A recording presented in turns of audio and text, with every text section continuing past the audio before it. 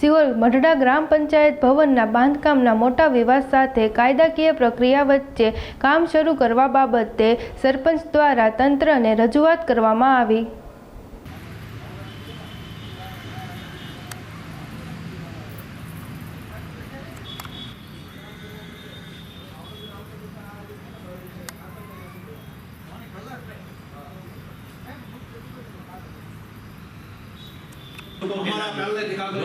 हमने પછી ખબર નહીં પડતી એવું નહીં હું પોતે એડવોકેટ એલએલબી છું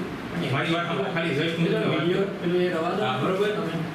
આ તમને પહેલી 8 રજૂઆત કરીને ત્યારે તમે જો ધારો ને તો એનો વર્ક ઓર્ડર નો નીકળે। આ હું તમને 8 અમે તમને પહેલી રજૂઆત કરી ત્યારે તમારા સાહેબને લેટર કરવાનો તો સાહેબ આ જગ્યા વિવાદસ્પદ છે આમાં તમે હે આ નો થાય બરોબર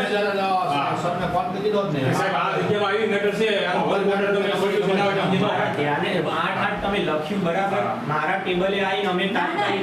તમે મને આપી ગયા પછી આપણે ફોનમાં વાત થઈ હતી પડે પછી આપણે એને હવે 5 કે 7 ફૂટ જગ્યા આવે છે અને એ વાત બરાબર મેં તમને શું કીધું સાહેબ જોડે વાત કરી પછી મેં તરત કીધું મારા ઘણી પંચાયતો મળવાની નથી ચાલો અત્યારે બની ગઈ પછી અમને લોંગ ટાઈમ ક્યારે મળવાની એનું નક્કી છે બરોબર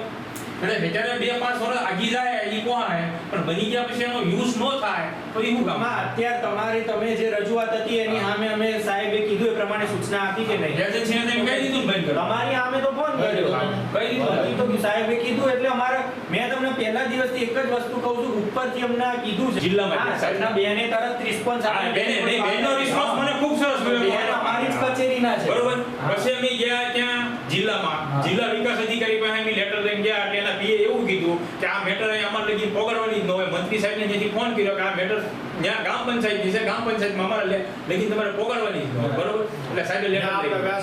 પછી અમે ડેપ્યુટી ડીડીઓ સાહેબ વ્યાસ સાહેબ પાસે ગયા વ્યાસ સાહેબે અમને રિસ્પોન્સ સારો આપ્યો વ્યાસ સાહેબે તરત એના કર્મચારી બોલાવી કીધું તમે જાઓ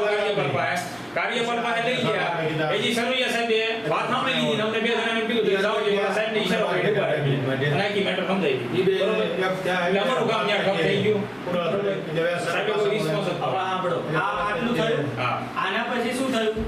ડેપ્યુટી ડીડીઓ સાહેબે અહેવાલ માંગ્યો ટીડીઓ જોડે બરાબર આ તમને ખબર લેટર લીધો બરાબર ટીડીઓ એ અહીંયા મોકલ્યું અહીંથી અમે એવું કીધું કે જગ્યા બદલવા માટેનું સત્તા અમારી નહીં એટલે તમારા લેવલે ત્યાં કરવાનું રહે પછી એ આયા ત્યાં સાહેબ આપનું નામ અને પરિચય સાથે આજે જે તમે જે મુદ્દા માટે શા હેતુ માટે આવ્યા હતા? મારું નામ સાકરિયા નરેશભાઈ રાઘવભાઈ મઢડા ગ્રામ પંચાયતમાં સરપંચમાં હાલ અમે ચૂંટાયેલા છે। અમારે નવી પંચાયત ભવન મઢડા ગ્રામ પંચાયતે મંજૂર થઈને આવેલી છે। તે પંચાયત જે તે સમયે વહીવટદાર દ્વારા ઠરાવ કરેલો હતો અને તેમાં કોઈ પણ ગ્રામસભા કે કોઈ પણ ઓલું બોલાવવામાં નહોતું આવ્યું ટૂંકમાં ફોર્માલિટી માટે એને ઠરાવ કરી દીધો જગ્યાનો જે જૂની જગ્યા હતી ત્યાં। હાલમાં અમારી નવી પંચાયત ચૂંટાઈને આવેલી છે એટલે અમે અત્યારે અમારા ડોર ટુ ડોરનું ટ્રેક્ટર છે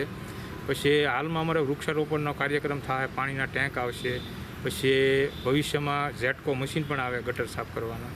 તો આ પંચાયત અત્યારે હાલમાં બને છે એ બહુ શોર્ટ બને છે અને ત્યાં સ્ટોર રૂમનો સામાન અમારે મૂકવાની વ્યવસ્થા નથી ટ્રેક્ટર મૂકવાની વ્યવસ્થા નથી। તો આ જગ્યા ફેરફાર માટે મોટી જગ્યામાં પંચાયત બને એવી અમારી માંગણી હતી। વારંવાર અમે રજૂઆત કરી તાલુકા લેવલે જિલ્લા લેવલે તો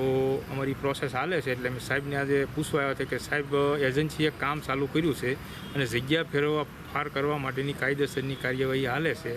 તો સાહેબ અમારે આ એજન્સીને તમે કામ અટકાવવાનું કહો કારણ કે ત્યાં ટૂંકી જગ્યા પડે ભવિષ્યમાં આ જનતાના ટેક્સના પૈસાનું આ પંચાયત બને છે તો એ પંચાયત લોકોને કામમાં જ ન આવે તો શું કામનું। એટલે અમારી માંગ એવી છે કે સ્થળ વહેલા છતાં ફરે અને ગામ લોકોના હિતમાં સારી પંચાયત બને એવી અમારી માંગણી છે અને સાહેબે અમને રિસ્પોન્સ સારો આપ્યો છે અત્યારે અને અમારું કામ જે છે એમાં લીગલી હાલે છે। ઓકે।